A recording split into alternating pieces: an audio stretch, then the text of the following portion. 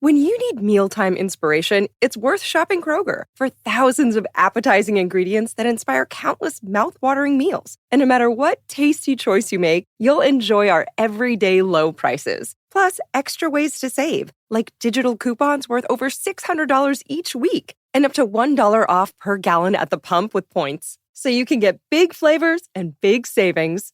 Kroger, fresh for everyone. Fuel restrictions apply.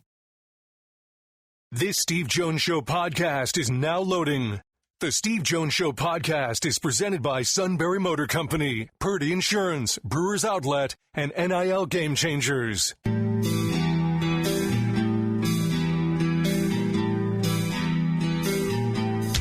Bringing you an in-depth look at Penn State sports and more. This is the Steve Jones Show on News Radio 1070 WKOK. The Steve Jones Show is presented by Brewers Outlet, Sunbury Motor Company, and Purdy Insurance. Now, from the Sunbury Motor Studio, here's Steve Jones.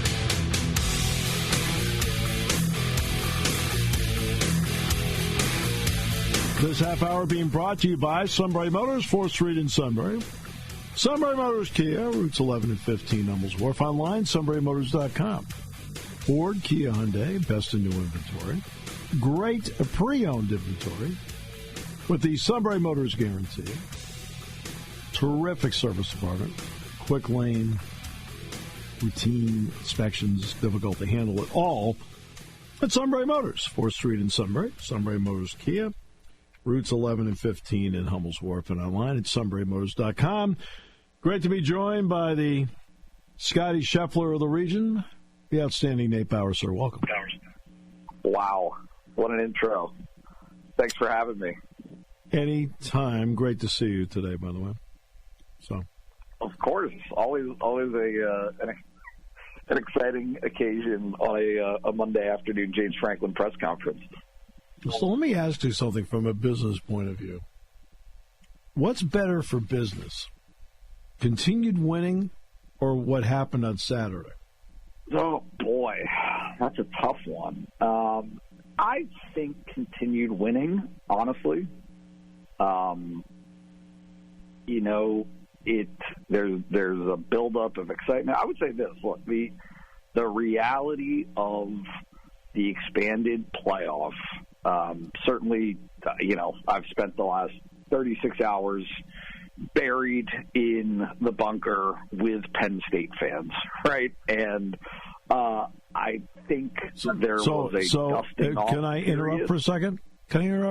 So, in other words, you're saying I'm the first sane person you've talked to in 36 hours?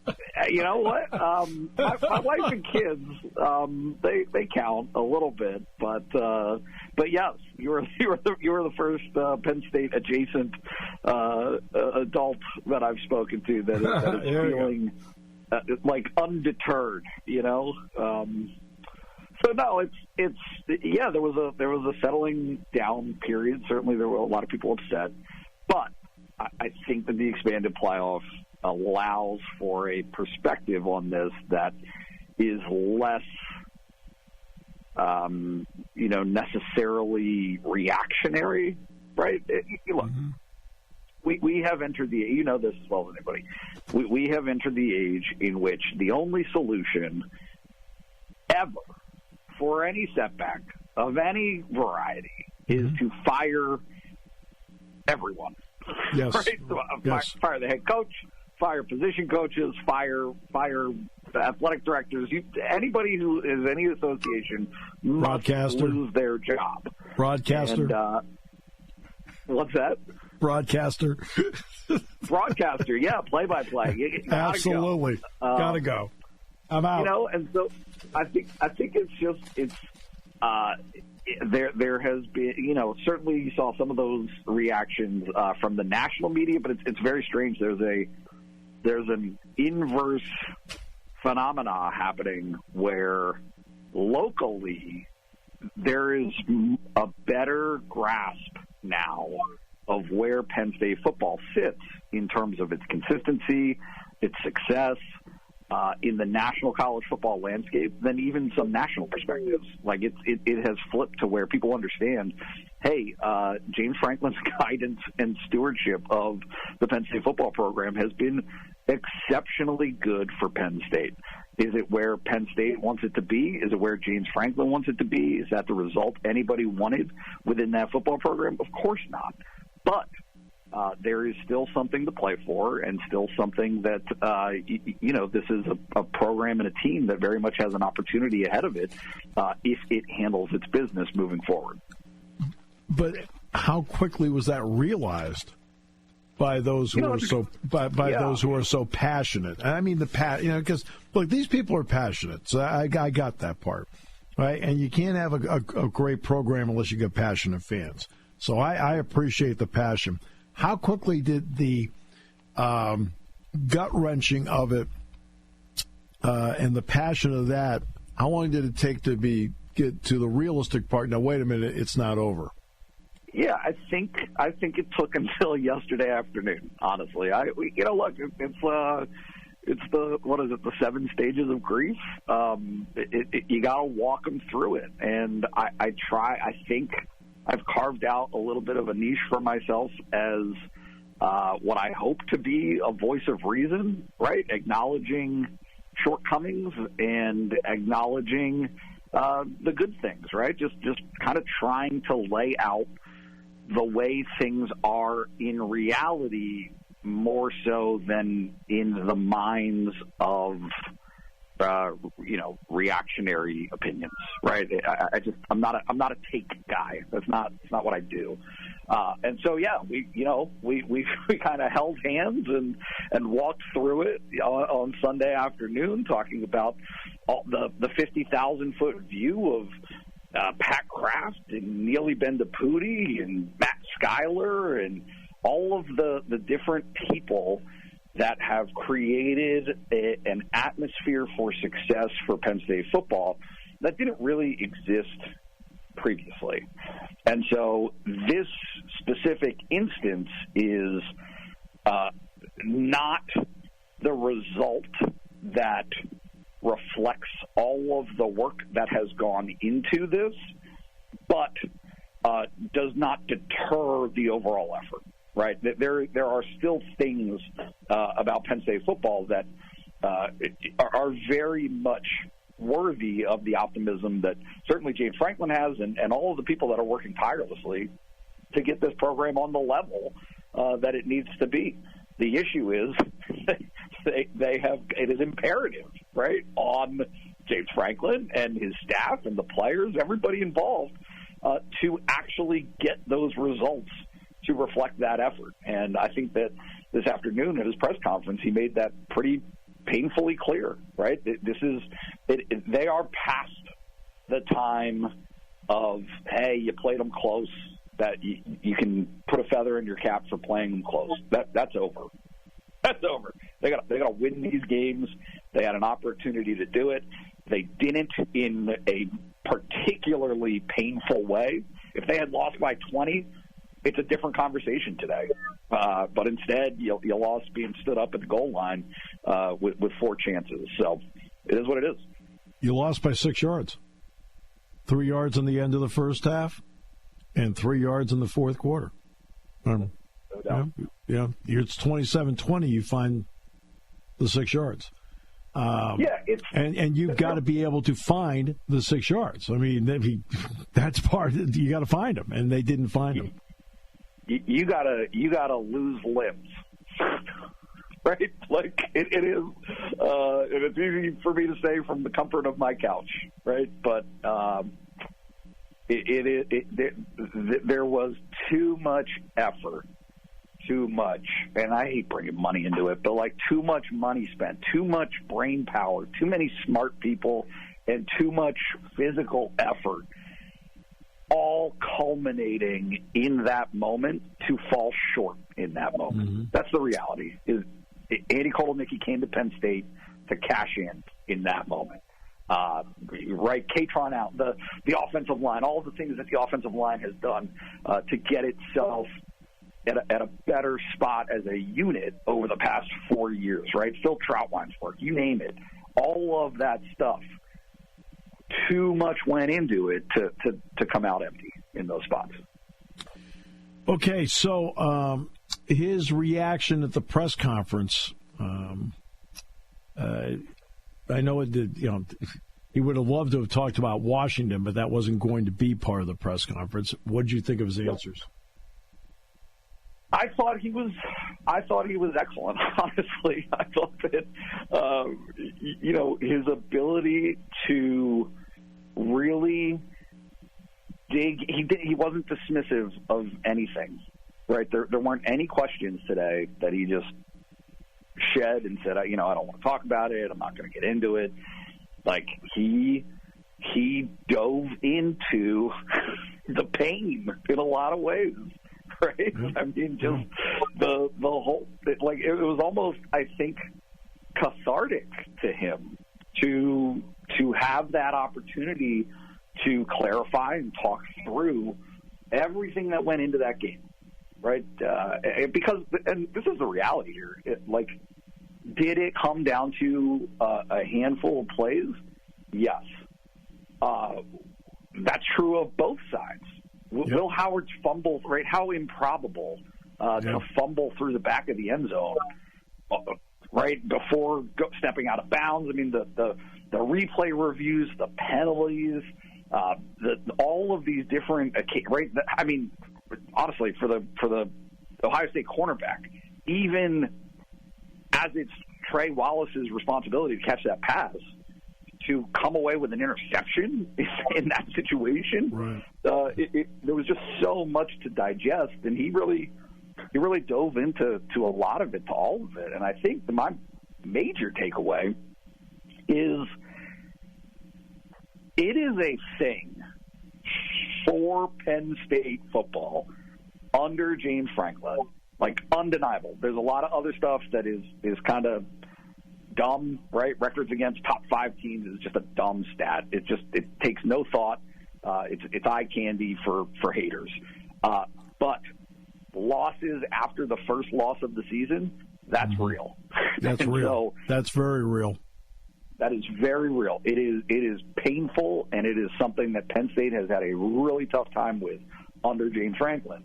And his digestion of the players' response, how those guys got through it and talked about it, the way that they broke down the game in the media room afterwards, I think showed from his perspective, it reflected positivity. There was a good vibe of people being willing to engage with their shortcomings, not pointing fingers at each other. There was plenty of opportunity for the defense to say, we did our job, they didn't do theirs. And you didn't see that. You didn't hear that after that game. So no, I think it's an interesting week here. You know, it was interesting, though, because, look, obviously I have a much greater opportunity to talk to players one-on-one in just conversation. And in talking to a couple of the players last night, they said the same thing that was said to you guys in the press conference. We're going to see this team again. All right. Right. Well, the fact that they believe that, I think, is important. Now they got to go out this week and they've got to start the pathway to making it happen against a very good team. Yeah, I think, and there has been a lot of assumption being made by the fan base that the next 4 weeks are a cakewalk, right? Penn State's not even close. Exactly. Like, Penn State's not going to see a team with a ranking next to its name over the next 4 weeks, and so therefore Penn State should just march through the rest of the schedule. Nope, not accurate. No. Minnesota is no joke. They're good. That game is on the road. Washington is playing good football, has been playing good football, and has an opportunity. The time change is, right, they don't have to play at 9 a.m. West Coast. This is going to be a night game. They're going to be ready. All of that time change difference is going to be mitigated based on those circumstances. So if Penn State does not shake off its issues and make actual improvements, right? Forget all the soft sciences stuff. They need to be a better football team in execution and performance than they were on Saturday. because if they're not, they will lose this game. Right. It's a good quarterback. It's a good running back. And Coleman's a really good running back. Rodgers is very good. Boston, Latu, the wide receiver tight end combo. Bruner on defense, Carson Bruner. Now, that's a football player. Every team would love to have that guy. I mean, would love to have that guy. So they've got players, without question. For you, if they were to win on Saturday night, mentally, what does that do? Because you just talked about you can't make one loss be two. Yeah, it's huge.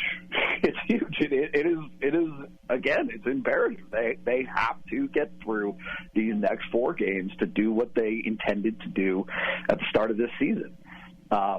So yeah, I think that if they can put a good performance together, obviously win. Like, I think it doesn't have to be a blowout, but win. Bottom line, you got to win, and then just playing better, right? Getting yourself into fewer third and long situations offensively, getting off the field defensively in third and long situations, right? All of those things. Again, like unsportsmanlike conduct penalties, that kind of stuff. Like if you can take strides in getting the running game going, right? This offense is. I'm not going to call it a mess, but it's not great, right? It hasn't been great for a few weeks.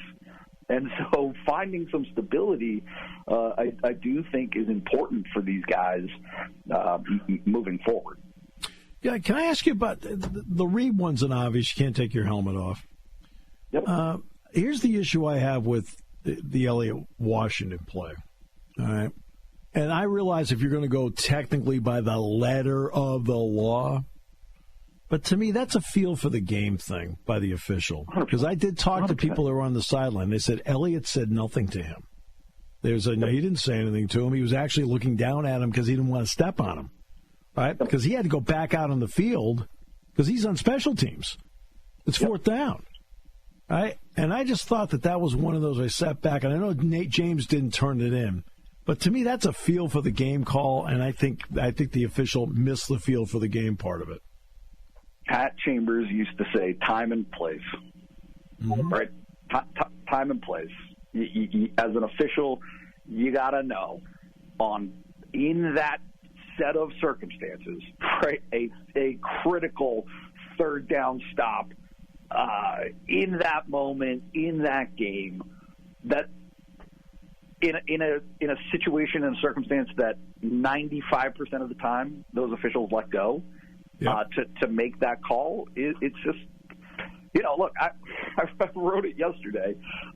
Franklin, after the game, said all the right stuff about discipline and, you can't do that, and right, all that stuff is fine publicly. But they were ticked. They were steamed over that call. And I get it. Some fans are, like the pearl clutching side of things of, this is such undisciplined. No, it's not. It happens all the time.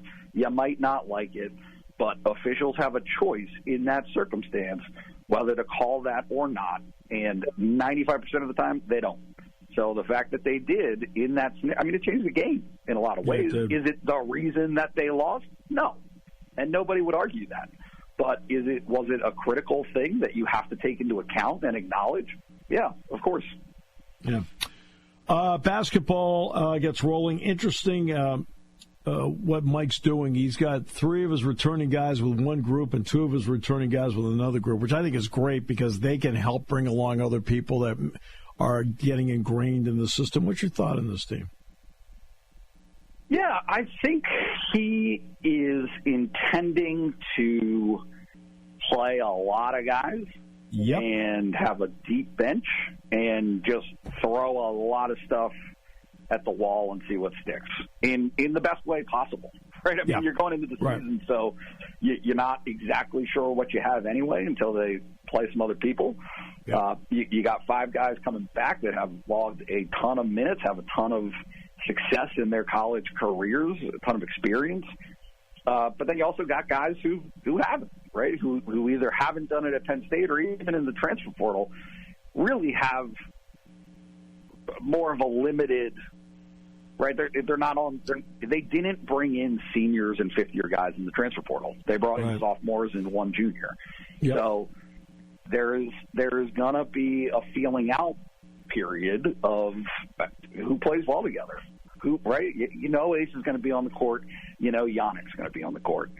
But there's a lot of mix and matching that he can do, and I think that he intends to do over the next month and a half. I mean, really, he intends to do it for the whole season. But at minimum, through the early part of the non-conference schedule to see what groups click together and which ones, generate the most positive results. Always a pleasure. I know you don't like to brag about your Walker Cup championships, but that's okay. Appreciate it very much, though. Thank you so much for having me. It's always a pleasure.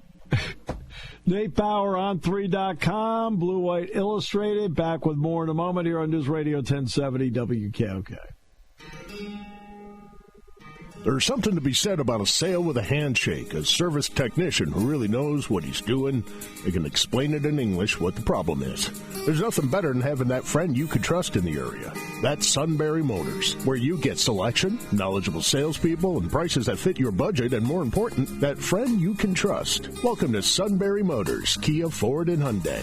You can shop other dealers and compare prices, but at Sunbury Motors, you get their lowest price promise. They research the current used vehicle market and guarantee their used car prices are the lowest. If you find a lower price, Sunbury Motors will beat it. 3 dealers all in one. See their full new and pre-owned inventory at sunburymotors.com. Pick out a vehicle you like and schedule your test drive online. Follow them on Facebook. Sunbury Motors Ford and Hyundai, North 4th Street, Sunbury, and Sunbury Motors Kia, routes 11 and 15 in Hummel's Wharf.